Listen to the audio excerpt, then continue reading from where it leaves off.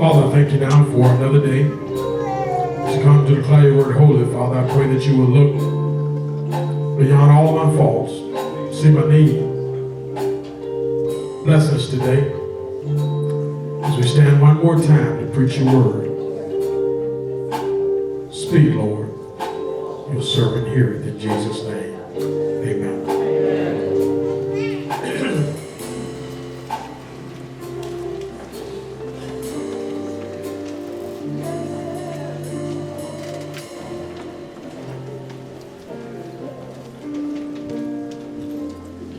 I want to invite you to look again at the text that we've read now for the past 2 Sundays and again today. And we've read it in Bible study. Hoping now you are getting it into your spirit. The 14th verse of Psalm 139 says it like this: I will praise thee, for I am fearfully and wonderfully made. Marvelous are thy works, and my soul know that well. So I keep looking at this text, and I keep seeing stuff that I want to talk as we talk about self-esteem. I see in this text, and I'll try to get to that point, that I want you to just trust God. Somebody say trust God. I'm very conscious of the fact that today is our 3rd Sunday, time we set aside to honor and to appreciate and to encourage our children, and I'm very conscious of the fact that they've done a marvelous job this morning, both in the praise dance and the singing and offering. They've done a marvelous job of just being a part of our worship experience, and I'm so very grateful. When I think about our children, I want to tell you without any qualifiers at all that our self-esteem is hurting. Can you just look at somebody and say our self-esteem is in trouble?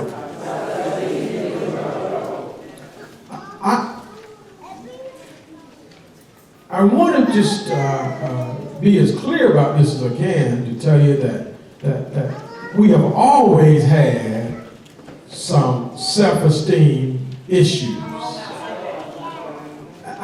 It's not a phenomenon that's related to the millennials, y'all. It's been around for a while, and we being the strong people that we are, learn to adapt and overcome. We made it through. So don't you look at somebody who's struggling now and say that you don't know what's wrong with them, or they don't know it. Well, baby, somebody encouraged you along the way to get you where you are. And so then we owe it to ourselves and to others to encourage them. So what is self-esteem? What is good self-esteem? What is self-esteem? It's a term used in psychology to reflect a person's overall evaluation or appraisal of his or her own worth. The children open up by singing, God knows my name. And the fact that God knows their name or knows your name adds value to you, and you want to appreciate or increase, rather, your self-worth when you know that God knows your name. Go to the next one. In order to appreciate the fact that our self-esteem is hurting, I looked around and I saw this little cartoon, and I thought I'd throw it up on the screen there. And with an admonishment to us to learn to be kind one to another.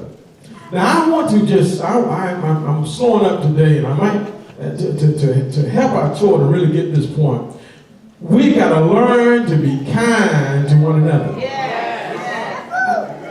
Now I will submit to you, children, that those folk in front of you haven't always done the best job in showing you to be kind. There are some times we have messed up, and we have exhibited some behavior that wasn't kind to one another. But this morning, can I tell you to erase that stuff out of your mind and think with me for a moment and say to yourself, I am going to learn to be kind to another, one to another. Now listen, your being kind one to another has nothing to do with the person being kind. You ought to be kind because you are kind.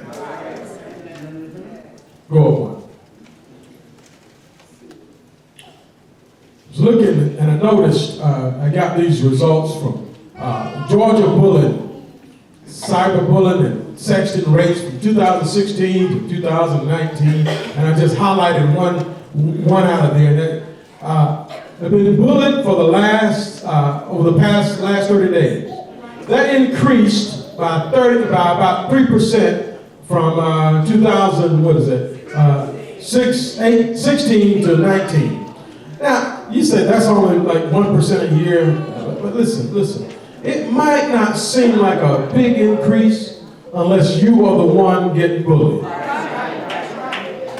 Now, again, bullying is not something new, but I want to tell you the consequences of it is much different than when your adults over 50 were growing up.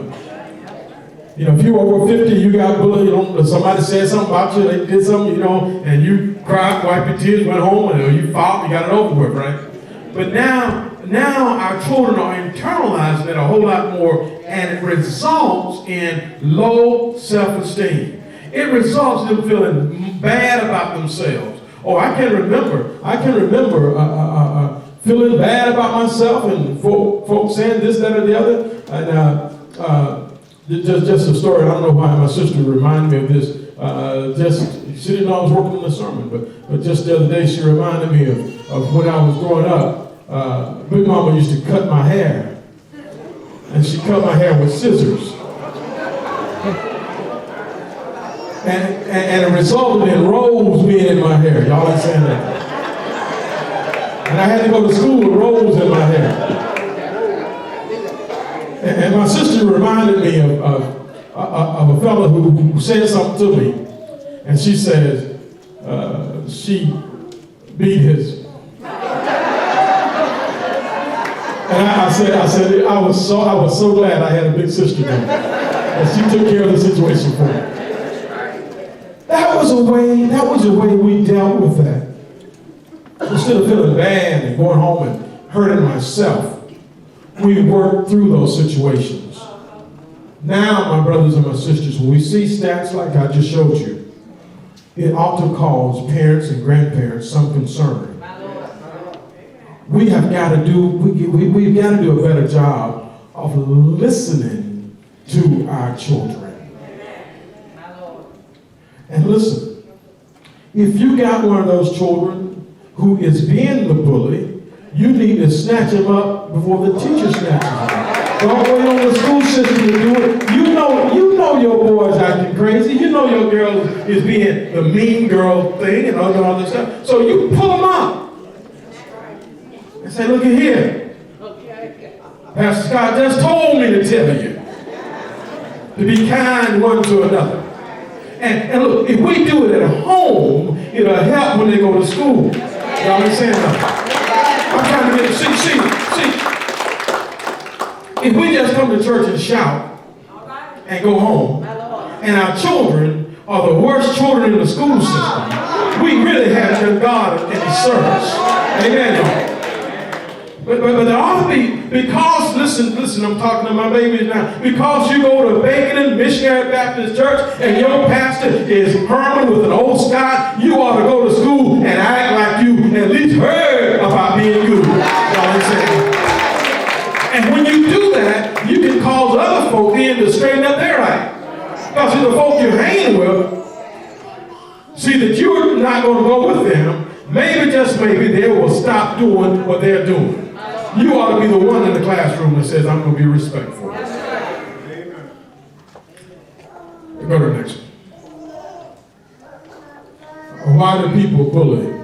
To pretend they're tough, to try to get others to like them, to copy others who bully because they're unhappy, or because they don't like who they are. Y'all thought I skipped one. I won't say that for last. To hide their own fears Oftentimes they act that way because they're trying to hide who they really are. And could it be that oftentimes they act that way because they have been told and bullied all? See, parents, you won't consider yourself a bully, but when you berate and intimidate your child at home, you just become their first bully.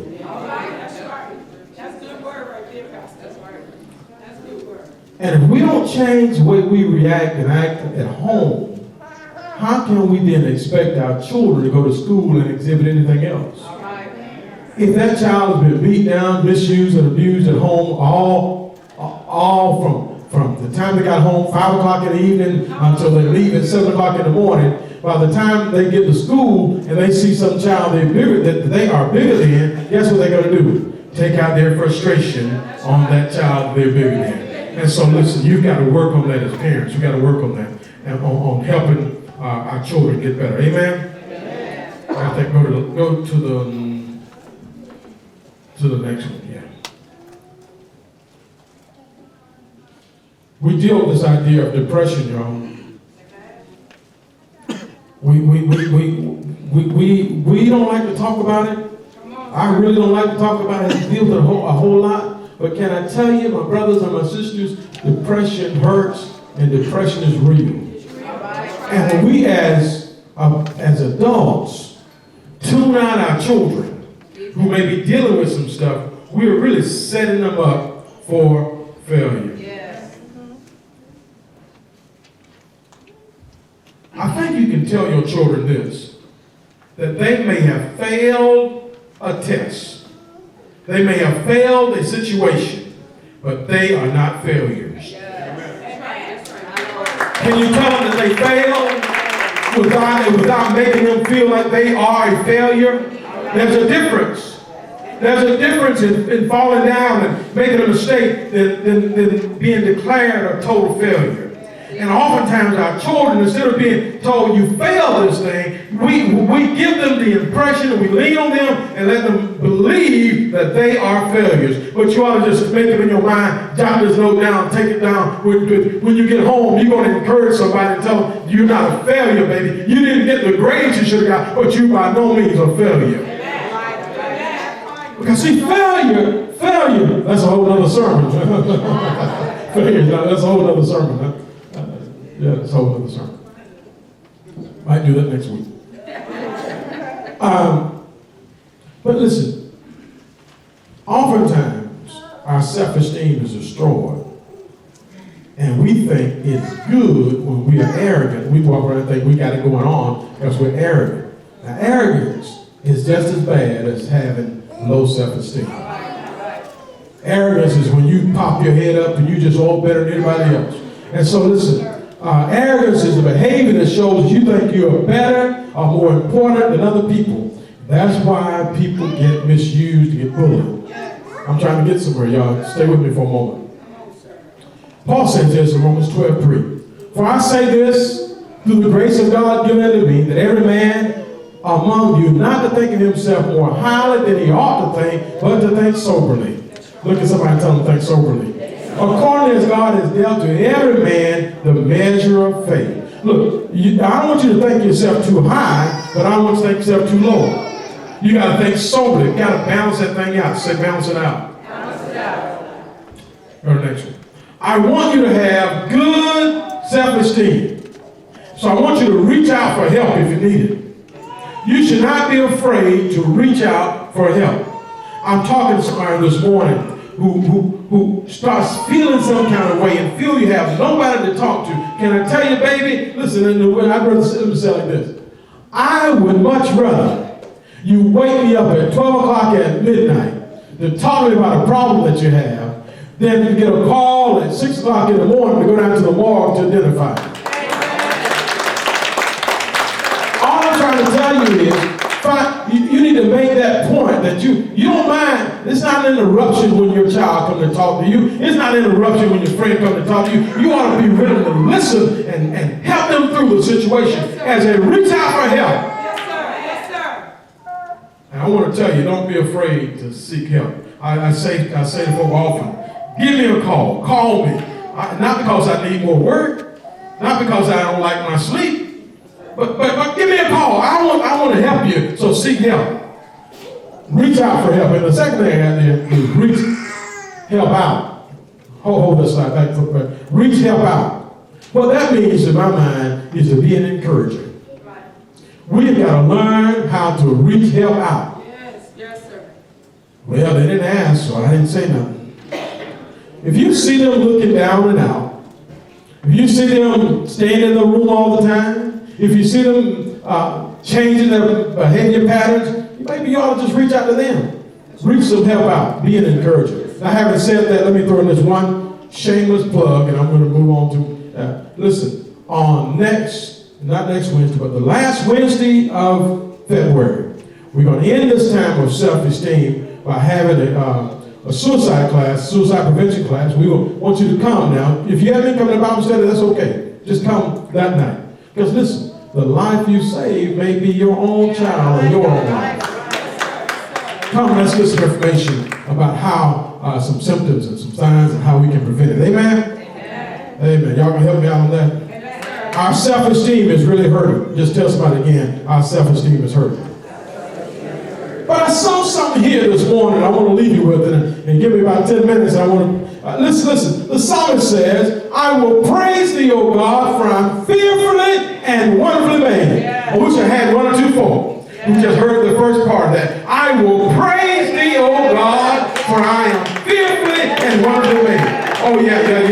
Look. They just sung that a solution must be found. And then they said, there is hope as long as Jesus is alive. Now listen. I heard somebody saying, well, the children sing these songs and they just sing, they really don't know what they sing, and they just say, look, you got to get that in your spirit. And I guarantee you, as they got that in their spirit, turned around their spirit, when they get down and out, they will say, I remember singing this song way back there when I was a little bitty girl singing in the choir. I sang there is hope as long as Jesus is alive, and because of that, they are going to move from that dark place because they realize there's hope. Can I tell you today that the only reason folks commit suicide is because they have lost hope, and so if we can instill in their hearts and minds that there's hope, then we can cut out some of this suicide. I got to preface as I move forward to my end here. Let me preface this by telling you, listen, I want you to trust God. I'm going to tell you something. I'm going to preach this morning about trusting God. I also want you to know that there are times when you just need a little extra help. Yes, sir. When you're really down in that depression, and when you're really feeling bad, sometimes you can't feel better until you want to feel better. And you need a little help to make you want to feel better. And so you need to go see somebody and get some help. Amen. We oftentimes totally discount our children and ourselves from needing any mental health help. I said, Pastor, why are you preaching like the well? Because I got the mic. Because I'm pastor, so I get to say this. That's one reason. But then the other reason is, if I don't say it, I got to tell God why I didn't say it. So I want to encourage you to seek some help. Sometimes on this journey, brothers and sisters, you will not feel the presence of God. Am I talking to some folk here who know what it's like to be absent or feel like you're in a dark place where you cannot feel the very presence of God? Job says like this, I go forward, he's not there. I go backwards, I don't see him. On my left, he's not working. On my right, I don't know where. I cannot find him. Where is he? I'm talking to him by myself. Have you ever been in a place where you just could not feel the presence of God? You go to church and the preacher tells everybody shout, clap your hand. You say, that ain't for me. I don't know what's going on. He said, everybody shout, hey man, that ain't for me. I just feel in a dark place. Have you ever been there? Where you just didn't seem like you get a praise out? Can I tell you, you are not by yourself, brother. You're not by yourself, sister. Every once in a while, I feel like I cannot find the presence of God. on my right, on my left, in front and behind. Oh, I can't sense his presence.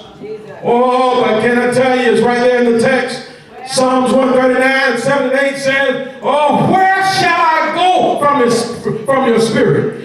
Where shall I flee from your presence? If I go to heaven, you're there. If I make my bed in hell, you're there. In other words, wherever you go, brothers and sisters, know this. God is there. Listen, when you feel like he is nowhere around, that's your heart feeling that way.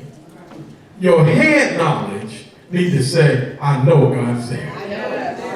So that's why it's important to put your children in Sunday school and Bible study. That's why it's important to make them come to church. That's why it's important to make them hear the word of God. Because if you get it in them, when they need it to come out, when they need the word to come out of them, oh, they'll say, my heart don't feel it, but my head knows God is real. Anybody know God is real? Even when I don't feel it, even when I can't feel the power of God, I know in my head he's real. And guess what happens? My head knowledge then will translate to my heart. Somebody say, I know he's real. So I want you to trust the presence of God. Trust that God is always present. Secondly, today I want you to trust in the providence of God. Providence is the foreseeing care and guidance of God over the creatures of the earth. It is God's looking out for you. God's looking out for you. Can I just tell somebody, God is looking out for you? And when you feel like he's not, he's looking out for you. 1 Peter 5:7 says, cast all your cares upon him, for he cares for you. Again, this morning, children, hear me. Sometimes it seems like your problem is so small, so insignificant, nobody's paying you any attention. But this text says, cast all of your cares upon him. I want to tell you today, without a shadow of a doubt, God cares about you. Adults, if you're here this morning and you feel like nobody's paying you any attention, nobody cares about you, can I tell you, this text says, God cares about you. Yes, sir. Life can offer us a lot of difficulties, y'all. Life can offer us a whole lot of difficulties. But check this text out right here. John 16:33. Look what it says. These things have I spoken unto you, that in me you might have peace. In the world you're going to have tribulation, but be of good cheer. I have overcome the world. I don't care what life throws at you. I don't care how bad it may seem. Jesus says, be of good cheer. I've overcome the world. And when you're sitting there all by yourself, thinking about how bad life is to you, can I tell you, stand up for a moment, look up heaven's way, and tell the Lord, I thank you that you are in my life. Listen, when we can get to that point, we can raise up a bowed down head. I'm talking to some, see, the devil wants to press your head down, tell you how bad it is. He do it to me all the time. How bad. I'm the only one got it going on like that. But can I tell you, lift up your head towards the gates and be lifted up your everlasting doors, and the King of glory shall come in. Is there anybody here this morning that want to lift up your head and tell the Lord thank you? Listen, you're going to have some difficulty.